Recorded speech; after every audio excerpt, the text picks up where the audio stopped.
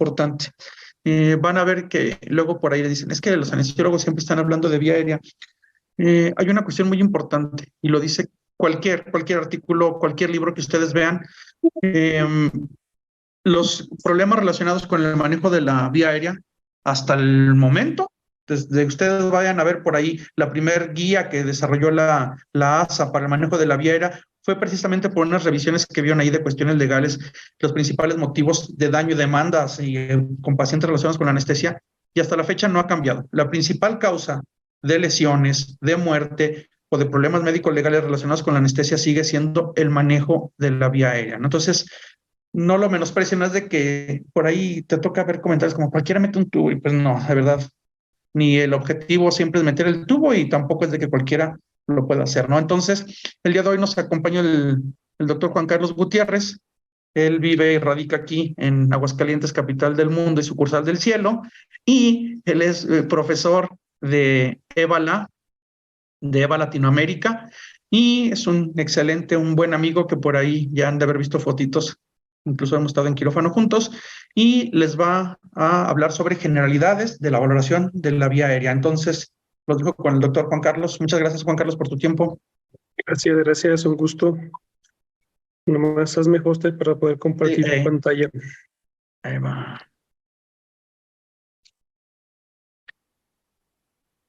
Listo, doctores. Y sus micrófonos todos silenciados, porfa. Listo, Juan Carlos. Entonces, a ver, compartir pantalla.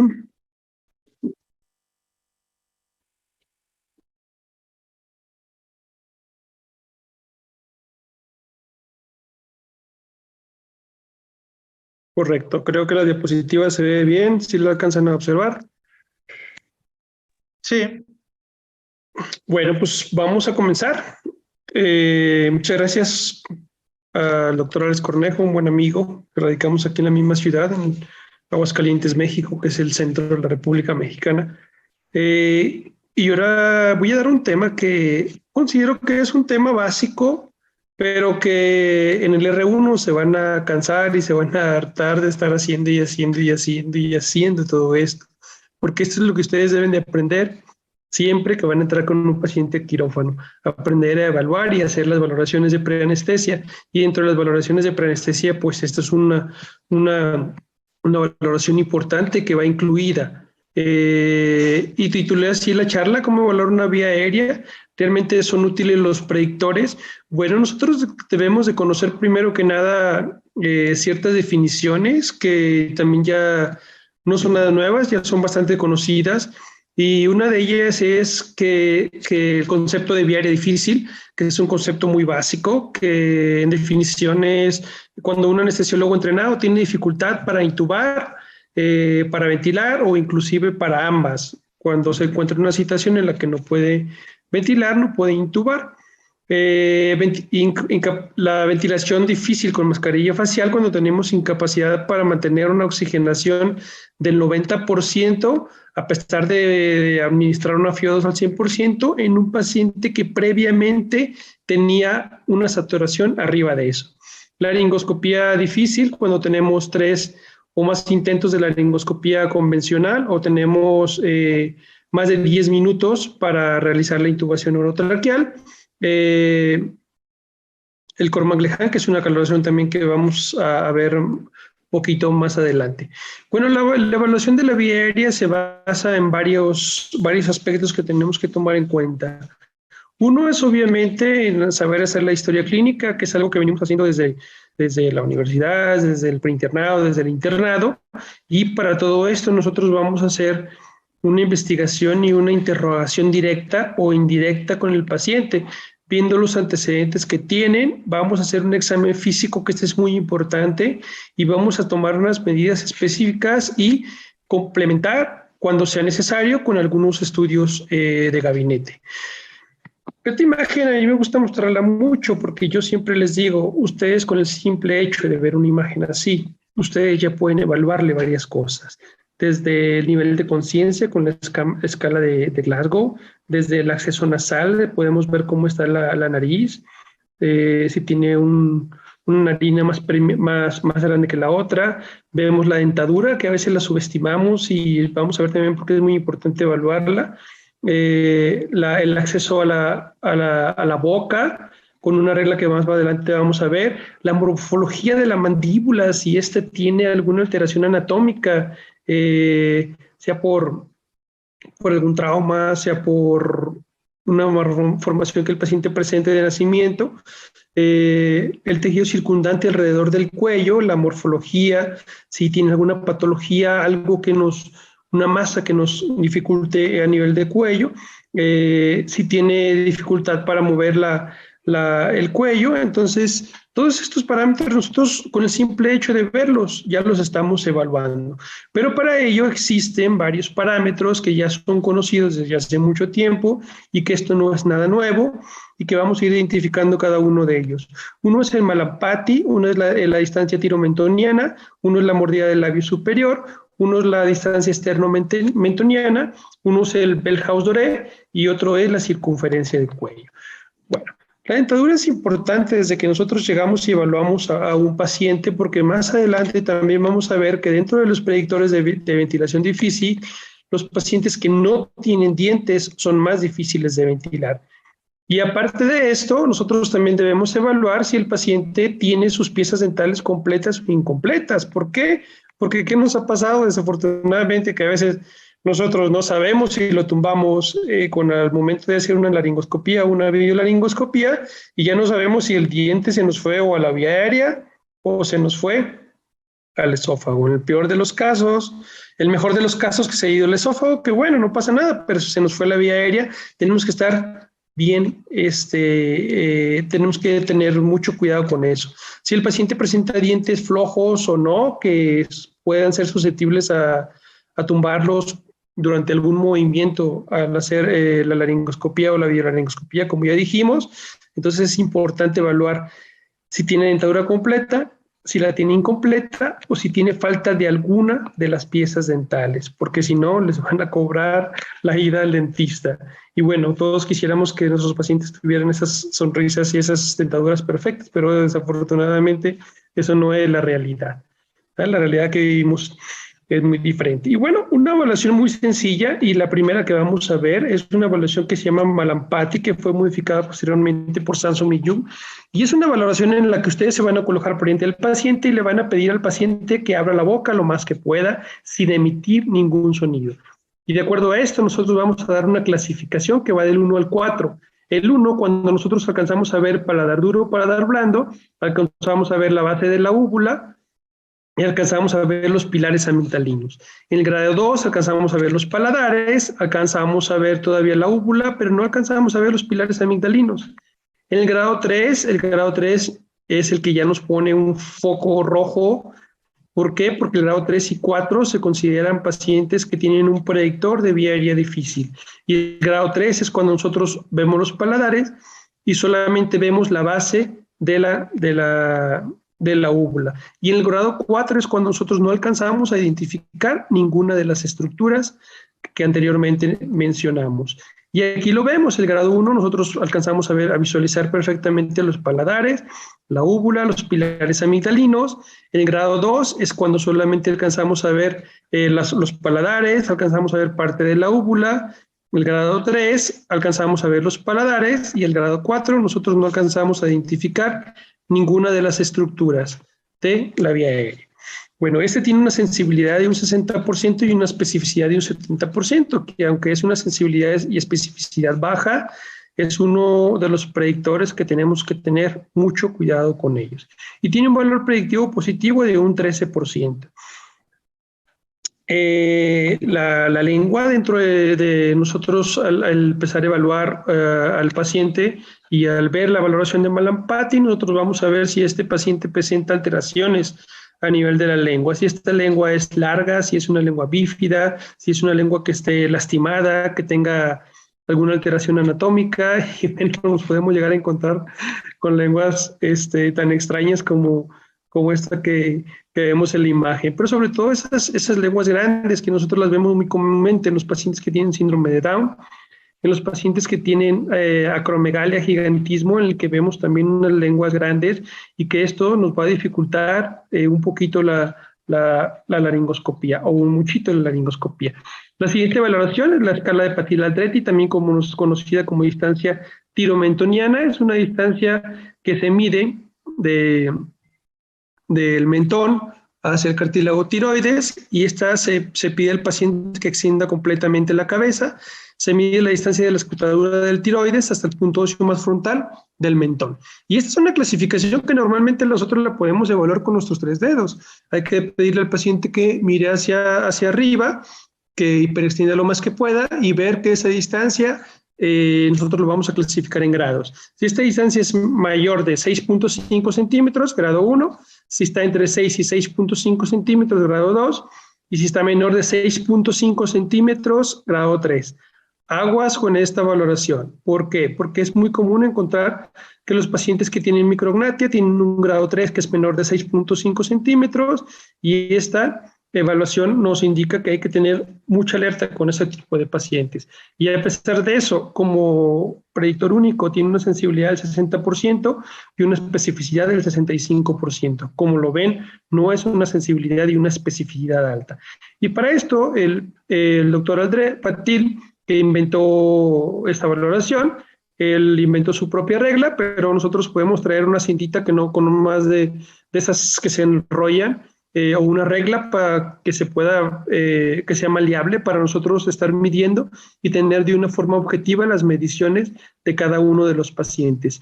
La distancia esterno-mentoniana, esta es una distancia que se mide desde la punta del mentón al hueco supraesternal con el paciente en hiperextensión. Si esta valoración es mayor de 12.5 centímetros, damos grado 1. Si es menor de 12 centímetros, puede estar asociada con una intubación difícil. Aunque ustedes ven, tiene una sensibilidad y una especificidad un poco más alta que las dos anteriores. Entonces, una valoración que nosotros tenemos que tener muy en cuenta. Y esto es lo que yo les menciono, ¿sí? Esa distancia esterno-mentoniana y esa distancia tiromentoniana en este tipo de pacientes que tienen una micro-retrognatia, que estos pacientes, al verlos así, evidentemente, aparte de la malformación que tienen a nivel de mandíbula, vemos que tienen malformaciones craneofaciales, como en el oído. Pero este tipo de pacientes son difíciles de intubar. Entonces, nosotros vamos a ir complementando con cada uno.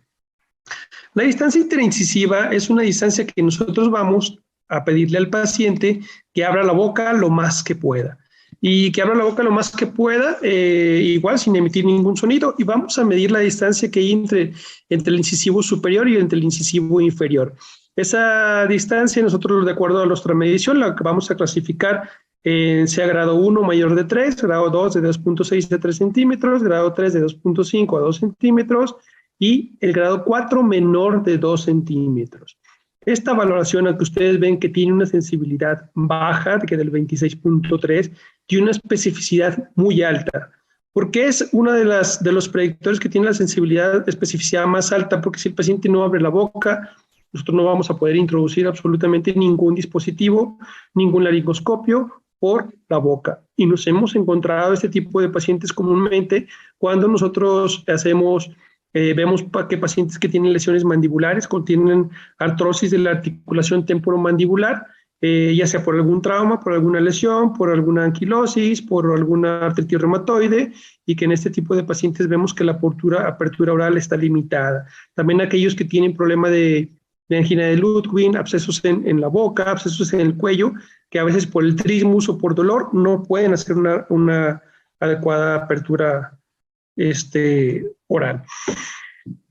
Y esta que es la de movimiento cervical, que no es otra cosa más que pedirle al paciente que hiperextienda lo más que pueda. En esto nosotros estamos evaluando la articulación cervical, las vértebras cervicales, porque recordemos que nosotros al momento de hacer una laringoscopía, nosotros debemos de alinear 3 ejes. Dentro de ese es el eje laringio, el eje faringio y el eje oral. Para nosotros poder alinear esos 3 ejes, nosotros tenemos que hiperextender. Y hay pacientes que no nos permiten la hiperextensión. ¿Cuáles pacientes no nos permiten la hiperextensión? Aquellos que tengan lesiones a nivel cervical, aquellos que tengan lesiones por por trauma craneoencefálico, aquellos pacientes que tengan diabetes de larga evolución con depósitos amiloideos a nivel de cuello, aquellos pacientes que tengan artritis reumatoide de larga evolución. No nos va a ser posible hacer hiperextensión en este tipo de pacientes. Tiene una sensibilidad del 54%, pero también tiene una especificidad alta de un 85% y tiene un valor predictivo positivo de un 14%. Y esta, que es una otra evaluación muy sencilla, que es el test de la mordida del labio superior, en el que nosotros estamos evaluando la articulación temporomandibular y no es otra cosa más que nosotros pedir al paciente que si con sus incisivos inferiores puede morderse el labio superior. De esta forma. Y de acuerdo a eso, nosotros le vamos a clasificar en 3. Cuando nosotros vemos que con el incisivo los dientes de abajo alcanzan a morder el labio. Con el grado 2, cuando apenas alcanzan a tocar la mucosa. Y el grado 3, cuando esos dientes no pueden tocar el labio superior. Y es una evaluación muy sencilla que podemos hacer. La circunferencia de cuello es un valor que también tenemos que tener muy en cuenta. ¿Por qué? Porque cuando nosotros vemos este tipo de circunferencias mayores de 40 centímetros, como en este caso de este paciente que mide 55, 56 y medio, se asocia a un Balampati mayor de 3, a un grado de Cormack-Lehane 3, 4. Entonces hay que tener también mucho cuidado con esta valoración. Y otras que a veces subestimamos, que por los pacientes que van a entrar a amigdalectomía, que tienen amigdalitis crónica, sobre todo los niños, en el que vemos que son amígdalas que prácticamente están grado 4, están chocando una con otra y que a veces nos es difícil introducir el tubo orotraqueal a través de ella. ¿Por qué? Porque causan una obstrucción al nivel de la línea media. Y aparte, estos pacientes no podemos tener alguna dificultad para ventilar. Y el Cormack-Lehane, esta es una valoración que nosotros vamos a ver al momento de hacer una laringoscopía, en el que el grado 1, en la clase 1, nosotros vemos cómo alcanzamos a identificar las cuerdas vocales, alcanzamos a identificar la epiglotis, los cartílagos aretinoides, el cartílago cuneiforme. En el grado 2, cuando solamente alcanzamos a ver la epiglotis y una parte posterior de la laringe. El grado 3, cuando nosotros solamente alcanzamos a identificar la epiglotis. El grado 3 se subdivide en 3A y 3B.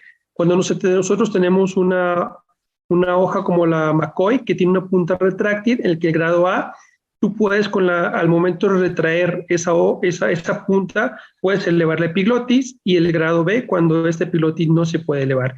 Y el grado 4 es cuando nosotros metemos un laringoscopio, un biolaringoscopio, y nosotros vemos que no identificamos ninguna de las estructuras de la vía aérea.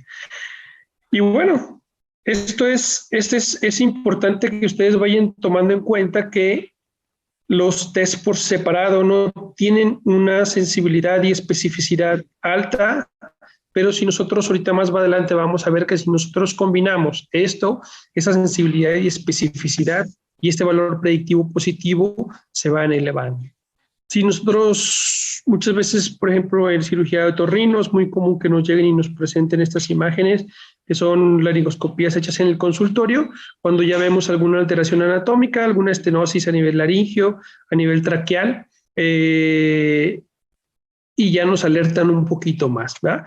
Y entonces, como les dije, si nosotros conjuntamos algunas y agregamos más parámetros, estas valoraciones pues tienen una sensibilidad y una especificidad, como esta es la que es la clasificación de Wilson, que aparte de algunas de algunos valores, de algunas valoraciones que ya mencionamos anteriormente, le agregan el peso, le agregan la alteración de la mandíbula, le agregan la protrusión de la arcada dentaria maxilar, en la que vemos que ya esa conjunción nos da una sensibilidad y una especificidad un poco más alta. Y así empezamos a ver nosotros varios tipos de valoraciones que empiezan a hacer y que vemos y que tienen una sensibilidad y especificidad alta. Esta es una clasificación que también ustedes deben de aprender a identificar, porque es una clasificación muy básica que se llama, que la inventó el doctor Langeron. Es una clasificación que se basa en 5 parámetros, uno que es la obesidad, uno que es presencia o ausencia de barba, uno que es la edad mayor de 55 años, uno es que si tiene antecedente de apnea obstructiva del sueño y uno es si tiene presencia o ausencia de dientes. ¿Esto qué quiere decir? Que cuando nosotros vemos algún parámetro de estos 5 que se nos están presentando con esta mnemotecnia llamada OBS, nosotros podemos tener dificultad para la ventilación con mascarilla facial. Entonces, es una valoración básica que ustedes deben de aprender a identificar. Y una vez que ustedes ya tienen inducido a su paciente y que quieren iniciar alguna ventilación, ustedes tienen que clasificar esa ventilación mediante una clasificación llamada de Hahn. La clasificación de Hahn es cuando con el grado 1, cuando yo puedo ventilar fácilmente a través de una mascarilla, puede ser facial, con el ambú o con el circuito de nuestra anestesia. El grado 2, cuando tengo alguna dificultad y que se me hace incómodo, que tengo que emplear aditamentos como una cánula de Guedel o una nasofaringia. El grado 3, cuando tenemos una ventilación con mascarilla facial difícil, que tiene que ser a 4 manos, con 2 operadores, alguien para que esté haciendo un buen sello a través de la mascarilla y alguien más dándole a la bolsa con reservorio o al ambú. O grado 4, cuando pues, tenemos una ventilación que es imposible, que no podemos ventilar a nuestros pacientes, cuando aquí sí ya nos metemos en problemas.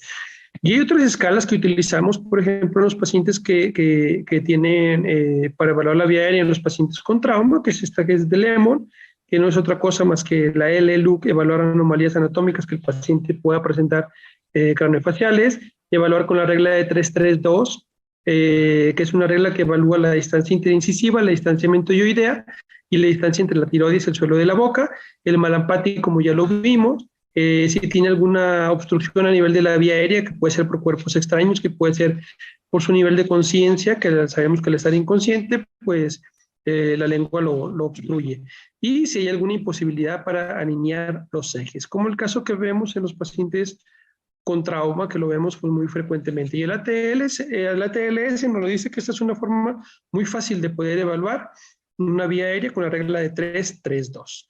Entonces ya dijimos que así se presentan combinación de varios tests que se han hecho durante el transcurso del tiempo, pero que desafortunadamente muchos de estos no han tenido mucho auge. Pero sí lo que sí se ha visto y que yo les vuelvo a repetir, que su sensibilidad y especificidad pues va siendo cada vez mayor. Aparte de que ustedes hacen la valoración y la historia clínica y la valoración de la vía aérea solamente sin utilizar absolutamente nada más que ustedes observar y el interrogatorio, nosotros tenemos una forma que recientemente se ha restaurado y que se ha implementado, que es evaluar la vía aérea con el uso del ultrasonido. El ultrasonido en la anestesia nos ha venido a revolucionar y nos está revolucionando muchas cosas, nos está haciendo pues que la anestesia sea más fácil y que sea reproducible y que no tenga costo estar haciendo y haciendo y haciendo escaneos. Bueno, nosotros con un transductor lineal o un transductor curvo y un transductor curvo nosotros podemos evaluar una vía aérea. Y nosotros vamos a centrar en esta área anatómica que comprende el piso de la boca y el hueco supraesternal. Y esta nosotros lo vamos a dividir en 2 regiones, una que es suprayoidea y otra que es infrayoidea. Y vamos a hacer una orientación transversa y longitudinal para nosotros evaluar con un transductor curvo primeramente una distancia que es la distancia submaxilar. Nosotros vamos a medir la distancia que hay entre el hueso ilioides y el maxilar inferior. Y nosotros a todo esto le vamos a ir dando una medida que nosotros vamos a ir comparando con tablas que se nos presentan y hacer una relación entre una medición en el paciente neutro y entre el paciente con hiperextensión. Y a eso le vamos a ir sacando valores. No se los menciono mucho para no hacerlos tan complicado, pero esto es realmente algo muy sencillo que nosotros con las tablitas a un lado podemos estar haciendo este tipo de mediciones. Ahora en un corte transversal nosotros podemos saber más o menos cuánto mide el dorso de la lengua y ver si realmente se corrobora que el paciente tenga una macroglosia. Cuando nosotros vemos que tiene una medición de 6.27 más menos 0.43 centímetros, bueno, nosotros vemos que este tipo de mediciones superiores a esa cantidad que se nos presenta puede causar dificultad para la laringoscopía difícil. Y en un corte longitudinal con un transductor lineal nosotros vamos a identificar varias cosas. Entre ellos vamos a identificar el hueso ilioides, vamos a identificar la membrana tiroidea, vamos a identificar la epigrotis y vamos a identificar el cartílago tiroideo. Y aparte de eso, en un corte también transversal, nosotros vamos a identificar las cuerdas vocales, vamos a ir viendo esas cuerdas vocales como vibran al momento de que nosotros le pedimos al paciente que emita algún sonido o que hable. Los cartílagos aretinoides, vamos a ver qué relación tiene con las cuerdas, y así vamos a ir identificando cada una de las cosas. Mismos artículos que nos mencionan y nos dicen, aparte de eso, nosotros podemos estar haciendo mediciones, varias mediciones para estar evaluando qué tanto tejido graso tiene el paciente entre la piel y la glotis. Y de acuerdo a esto, vemos si va a haber alguna dificultad para hacer alguna laringoscopia directa, y nos lo describen y no lo transcriben a este tipo de tablitas que nosotros tenemos que ir evaluando con cada uno de nuestros pacientes. Esto lo debemos hacer de manera individualizada, obviamente, como también lo anterior, porque pues sabemos que absolutamente todas las personas son diferentes. Y bueno, dentro de las cosas que también aparte nos permite utilizar, evaluar el ultrasonido, es localización de la membrana cricotiroidea. ¿Por qué? Porque nosotros cuando nos encontremos con un acceso no intubable, no ventilable, nosotros ya podemos marcar la membrana cricotiroidea y hacer un acceso frontal a cuello a través de ella. Y esto parece no importante en la gente que tiene cuellos delgados, en los que están flaquitos, pero esto toma mucha relevancia y mucha importancia en los pacientes obesos con cuellos anchos, en el que anatómicamente no podemos nosotros palpar el cartílago, la membrana cricotiroidea, y así con el ultrasonido nosotros la podemos marcar. En un eje longitudinal nosotros vamos a identificar el cartílago tiroides, el cartílago cricoides, y en medio vamos a identificar una membrana que se llama membrana cricotiroidea, y como ya dijimos, podemos hacer un acceso a través de ella. Y bueno, también lo podemos evaluar el eje largo, podemos ver los anillos traqueales, por ejemplo, para nosotros hacer alguna medición a través de una traqueostomía, precisamente en este tipo de pacientes que les digo, nosotros podemos saber dónde está la tráquea, si la tráquea tiene alguna desviación de la línea media, podemos saber dónde está el esófago, si el esófago está hacia el lado derecho, si está hasta el lado izquierdo, o inclusive si está en la parte posterior. Esto es especialmente importante para cuando hacemos la maniobra de Selig, saber si realmente nos va a ser útil y no nos va a ser útil. Y otra, para saber si nosotros tenemos una intubación esofágica que no hemos identificado, también para eso nos sirve. Y como ya les dije, para ver si la tráquea está desviada por algún tumor, alguna lesión o algo que nos haga identificar que la tráquea no está en la línea media. Aparte de eso, nosotros podemos medir los diámetros externos de la tráquea, y de acuerdo a eso nosotros lo vamos a corroborar con una tabla, y de acuerdo a esa tabla nosotros vamos a elegir el número del tubo que le va a tocar al paciente. Y esto lo vamos a elegir porque muchos de los tubos que nos dan son la medición del diámetro interno, y nosotros lo que estamos midiendo es el diámetro externo, y precisamente para eso es esta tablita, para evaluar todo eso. Aparte de lo que vimos anteriormente, nosotros podemos identificar formas directas e indirectas de saber si el paciente está realmente intubado. Aparte de las clínicas que ya conocemos, una de las directas es observar el tubo. Nosotros vamos a identificar una serie de signos, como el signo del riel, el signo de la bala, para saber si realmente el tubo traqueal está en la tráquea, en un eje transverso y en un eje longitudinal, y otras formas indirectas como la evaluación pulmonar, ver las líneas A, ver el movimiento del diafragma para ver si realmente nuestro paciente está o no está intubado. Y este es el signo del ganso en el que mencionan que en la tráquea, al momento del paciente está intubado, pues se ve una línea blanca que nos permite, como si fuera un doble riel, como fuera el riel del tren, en el que nos permite ver que realmente el paciente está intubado. Y si nosotros queremos todavía recalcar esto más, nosotros podemos inflar el globo del tubo traqueal con líquido, y eso nos va a permitir todavía tener una mejor imagen en el ultrasonido. El signo de la bala, como ya les dije, que es muy, muy, muy obvio aquí. Es un paciente que le estoy metiendo agua y estoy viendo cómo el globito se llena con líquido en tiempo real. Y así lo podemos ver en eje longitudinal y en eje transversal. En eje transversal también nosotros podemos evaluar ese signo de doble riel y ver que realmente el tubo orotraqueal esté donde debe estar. Y también nosotros, aparte del tubo orotraqueal, nosotros podemos evaluar si nuestros dispositivos supraglóticos, cuando nosotros elegimos utilizar alguno, está correctamente colocado o no. Podemos hacer bloqueos nerviosos, guiados con ultrasonido para hacer intubaciones con el paciente despierto, que eso mucho más adelante ustedes lo van a empezar a ver. Pero bueno, ya con conclusión, nosotros podemos predecir una intubación difícil, sea con los predictores, con el aspecto clínico o con el ultrasonido. Porque muchos de los predictores que nosotros hacemos de forma clínica a veces nos salen todos negativos. Y resulta que cuando nosotros hacemos una evaluación con el ultrasonido, tenemos signos de alerta que nos pueden decir que ese paciente pudiera ser difícil. Es mejor estar preparados para un paciente que nuestros predictores nos dicen que es difícil y no estemos preparados para uno que creemos que no lo es. Evaluación de alguna patología que nos puede influir en el manejo de la vía aérea. Podemos complementar si el paciente llega a tener algún síndrome de apnea pulmonar del sueño, midiendo estos espacios, midiendo la lengua, evaluación de contenido gástrico, que esta sí es otra cosa que vamos a ver, que se va a ver mucho más adelante, predicción del tamaño y diámetro adecuado del tubo orotraqueal, localización de la tráquea, localización de la membrana cricotiroidea, poder hacer accesos bloqueos nerviosos, confirmar el tubo orotraqueal, hacer marcaje para una traqueostomía, inclusive poder colocar una sonda gástrica y ver si realmente está correctamente colocada y muchas otras cosas. Pero desafortunadamente, traspolándolo a la clínica, nosotros vemos que muchas de las clasificaciones de forma individual tienen una dudosa validez científica, tienen una alta incidencia de falsos positivos y falsos negativos. Esto es importante saberlo. ¿Por qué? Porque a veces nosotros no identificamos un predictor que nos dio negativo y que resulta que a la hora que nos enfrentamos con esa vía aérea, este paciente es difícil.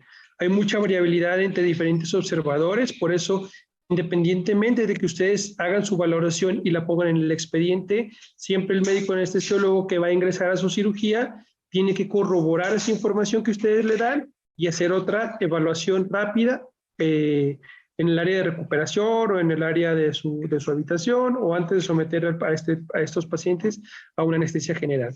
Son test no invasivos, no tienen ningún costo porque son test clínicos, lo podemos estar reproduciendo cuantas veces quieran, lo podemos hacer de una forma rápido, no necesita un equipo adicional a excepción del ultrasonido, tienen una variabilidad en cuanto a valores predictivos, pero sabemos que todos estos valores pues tienen sus limitaciones.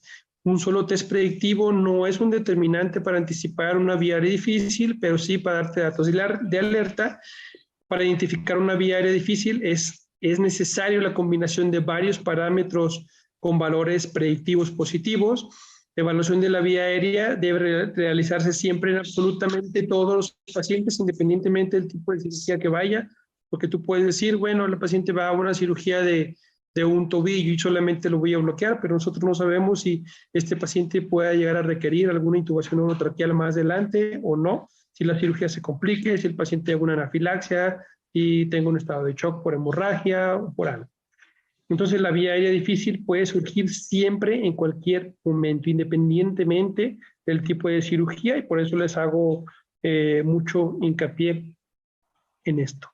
Y bueno, como les digo, es algo muy básico, pero es algo muy útil y que lo vamos a estar haciendo muchas veces cuando ustedes ingresen al hospital en el R1. Y bueno, sin más preámbulos, pues les agradezco su atención. Ya para no entretenerlos más, con mucho gusto, si hay alguna duda o alguna pregunta, pues tratamos de responderlas. Adelante, doctores. ¿Tienen dudas para el doctor? Y nada más rapidísimo, ya se los mencionó. Cuando alguien les valora a su paciente por algún motivo, ustedes hagan lo mismo, no importa que ya se los valoraron, porque, como dijo él, puede haber variaciones en la percepción. Y otra cosa, o sea, vamos a ver ya después casos especiales. Por ejemplo, si es un paciente que valoraron y tiene tumoración que afecta la vía aérea y lo vieron en la consulta hace 4 semanas, puede ser que ese tumor ya creció. Si es una paciente obstétrica, si se las valoraron 8 horas antes, en trabajo de parto, esa vía aérea ya cambió. y la otra es que ustedes sepan si se los están valorando bien o no.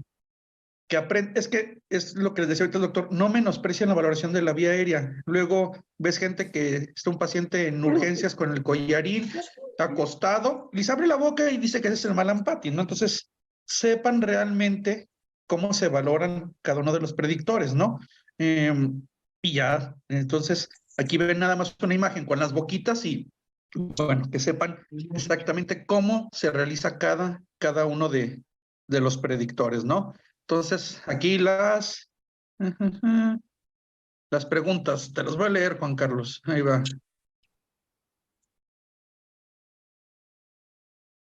Muchas gracias. ¿Puedes repetir lo de la elección del tubo?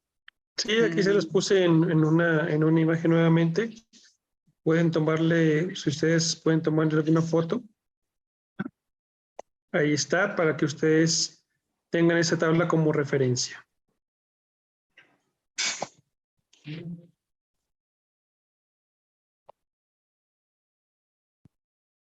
¿Cuál otra pregunta?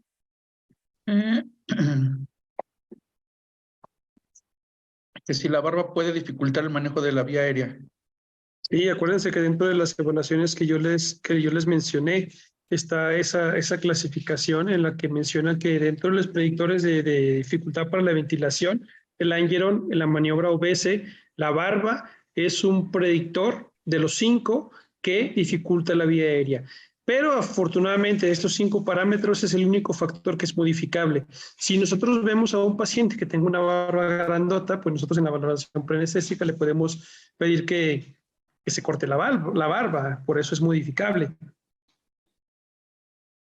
Pero si a nosotros llega un paciente inconsciente, barbón, pues ya tenemos que entrarle. Y al momento de nosotros querer hacer un sello con la mascarilla facial, este sello va a ser inadecuado o va a ser muy difícil de poder hacerlo y vamos a tener mucha fuga al momento de hacer presión positiva. Así es. Ya después, en otras clases verán, ya cuando se vea el manejo, esto fue la valoración, fue lo básico. Una opción es ponerle un tegaderm o si tienen tiempo lo rasuran, pero bueno, hay opciones, ¿no? Como dice el doctor, es modificable. Por ahí, María Perla Sáenz te manda saludos, Juan Carlos. Saludos, gracias. Aquí escribe Perla. Mónica, me quedó la duda, comentó que se podía hacer la medición del diámetro externo traqueal para elegir el tamaño del tubo, pero ese tamaño dependerá del diámetro interno o del externo. Muchas gracias de antemano. Sí, ahí está la tabla, la misma pregunta que hicieron inicialmente. Esta es la tabla a la que me refiero. En la tabla, el test de Wilson viene a evaluar subluxación de la mandíbula, se refiere al paciente que pueda hacer protusión. Exactamente.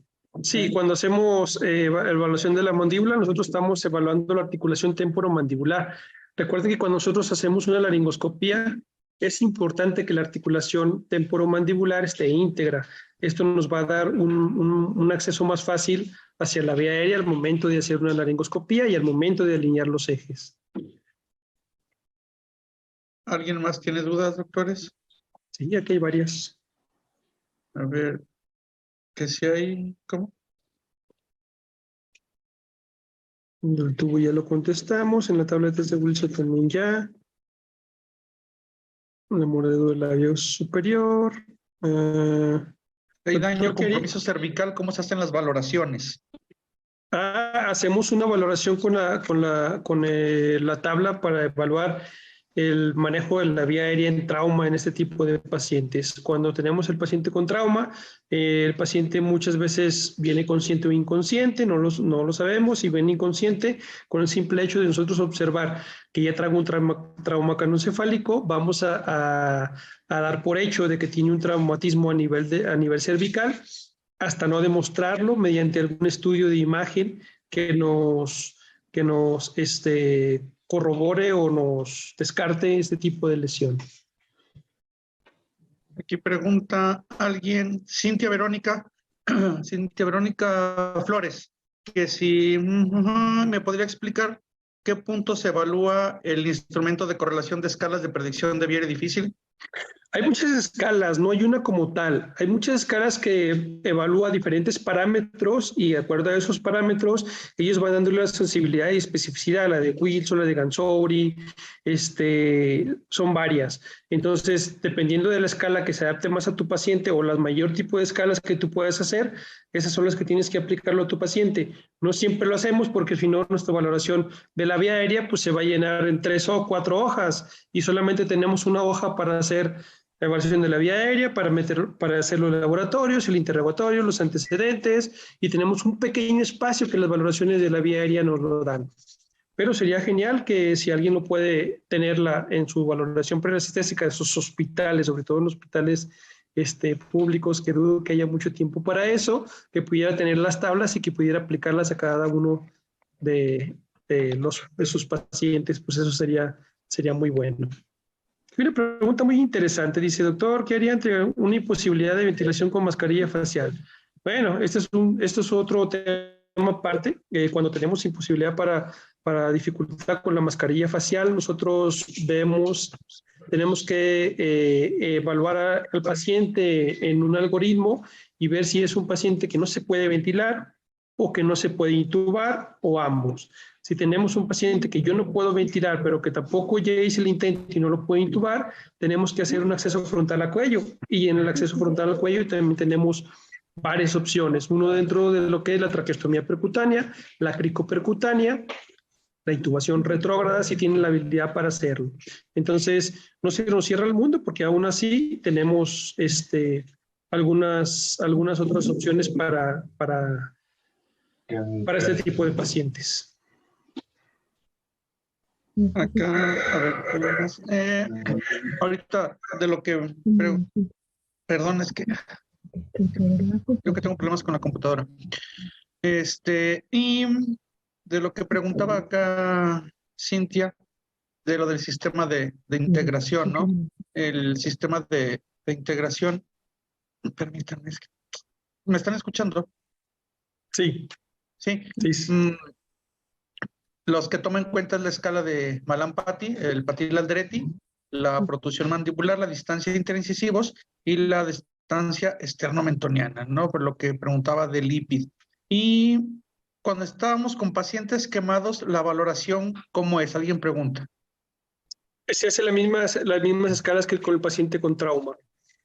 Con el paciente quemado depende de qué grado si yo me imagino que tú te refieres a una quemadura de vía aérea superior, vamos a ver qué tanto grado de quemadura tiene y de acuerdo a eso vamos a hacer la evaluación con una de las escalas que yo les mencioné anteriormente, que es la de Lemon o la de Obese, que es para el paciente con trauma, en esta incluye el paciente quemado. Muy bien. Y por aquí alguien nos pregunta, ¿qué tanto varía la intubación nasotraqueal en caso de que debamos recurrir? ¿Qué tanto varía la intubación? No entendemos esa pregunta. Yo tampoco entiendo mucho si en cuanto a técnica, tamaños de tubos o qué, pero igual después vamos a ver el tema de intubación nasotraqueal, no pasa nada. ¿Y qué más preguntan? La valoración, que si se utilizan los mismos predictores en el paciente pediátrico. El paciente pediátrico es diferente. Este tipo de predictor, ese es otro tema, el paciente, evaluación de la vía aérea en el paciente pediátrico. Este tipo de predictores no son aplicables a los pacientes pediátricos. Alguien pregunta por aquí. Sí, después van a ver esa clase, no por mucho, no van a ver que la distancia esternomentoniana no tiene los valores que están descritos de un adulto para un bebecito y luego al bebecito de 6 meses no le dice siéntate, abre la boca, entonces después vamos a ver valoración del paciente. ¿No? Aquí pregunta que si la intubación retrógrada como anestesiólogo la realizamos, por ejemplo, con un paciente que tenga predictores de vía aérea difícil. No lo encuentro. De manera electiva, dependiendo de la situación en la que estés. De manera urgente no es no es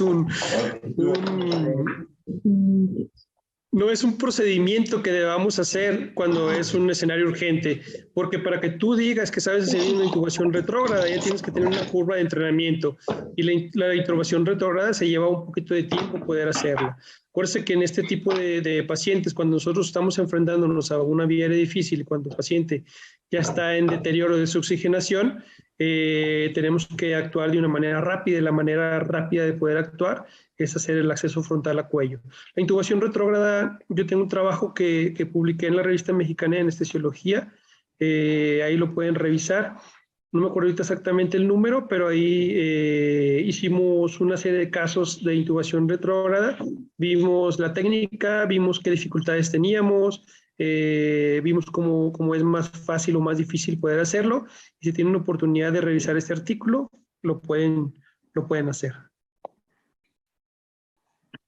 Ok, y una cosa así muy rápida, ahorita que le dice el doctor para que no se les olvide a los que apenas van a ingresar o si por ahí andan ya algunos que ya entró.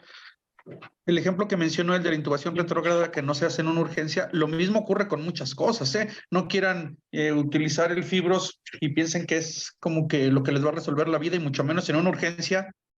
Y si no lo saben usar, olvídenlo. O sea, no, la urgencia no es para andar experimentando ni técnicas, ni aprendiendo, ni nada, ¿no? Entonces, por ahí el doctor también siempre les recomienda cuando les da, o sea, todo, practiquen en todo el paciente, en todo paciente que sea aparentemente sin predictores, que esté en ayuno, en el paciente, ese cotidiano, en ese practiquen localizar la membrana, todo lo que quieran y sea ético y se pueda, porque en una urgencia no es el momento para practicar, doctores?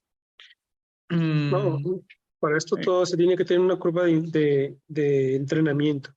Sí, desde los maniquíes, empezar por ahí con los simuladores, con los pacientes sanos y cada vez más hasta que se tengan que enfrentar a un escenario real, ¿no? Pásenos, por favor, artículos de retrógrada ahí, luego les pasamos artículos de retrógrada al rato, ahí tengo algunos. ¿Alguien más, doctores? ¿Dudas? ¿Algo tú, Juan Carlos, que agregar? No, pues yo nomás agradecerte a ti. A ti, Juan Carlos, gracias. La invitación, como año con año ya tenemos varios Sí. años haciendo esto con ellos y bueno, este tema me gusta mucho darlo para ellos porque es algo fácil y es algo básico y es algo que se van a hartar y de mí se van a acordar que en el R1 van a terminar hartos de estar haciendo esto todos los días. Aquí pregunta Javier Velázquez, cursos de Bala. Bueno, ahorita en México no hay programado, los próximos es uno en Ecuador. Ecuador, en febrero, ¿verdad? En febrero, y en México se iba a hacer uno en Cancún en abril, pero desafortunadamente las fechas aún no se pospusieron, entonces estamos en espera de. Ok, y que si les puedes pasar la presentación o Nelo, les pasamos artículos, lo que tú digas. Nos pasamos los artículos que quieran. Ya les pasamos artículos. Y, ¿qué más? Pues, muchas gracias. Y, oye, el tallercito de cada año, ¿qué onda aquí en Aguascalientes? Son tantos como 2 días. Juan Carlos. Terminando es que alguien está hablando, Alma, el micro de Alma. Sí, luego es que por ahí hay un par de micros que no me dan la opción de silenciarlos, no sé por qué. Uno de ellos es el de Alma, no puedo. Bueno, entonces, Alma, por favor, tu micro. Terminando el módulo con los R1, ahí ¿Cómo para cuándo? Pues hacemos un taller, pues eso ya tiene que ser más tardar en febrero. Un mes bueno, más. Entonces, chicos, para los que andan por aquí de Aguascalientes, luego también por ahí el doctor realiza un taller. Entonces, ahí sí me invita y si no, de todos modos yo les paso la invitación, no pasa nada. Por ahí de febrero hace un tallercito bastante bueno para los residentes de Aguascalientes y es muy buena manera de practicar con los maniquís, ¿eh? Entonces, dudas, comentarios, sugerencias y si no, pues muchas gracias, Juan Carlos, muchas gracias como siempre. Hombre, y un nos gusto. vemos pronto. Mi amigo Igual. Santillán ayer me dejó vara alta. Ayer estaba ahí Sí. Santillán y en la semana la doctora Sandoval, creo, no me acuerdo si esta semana o no es la siguiente semana, la doctora Ceci Sandoval. Y el pasado mañana está Navita, Arturo Nava aquí con nosotros. Igual ahí te paso los links por si quieres ingresar. Buenísimo, el maestro Nava. Pues muchas gracias a todos, buenas noches y saludos desde la ciudad de Aguascalientes. Saludos, muchas gracias a todos, doctores.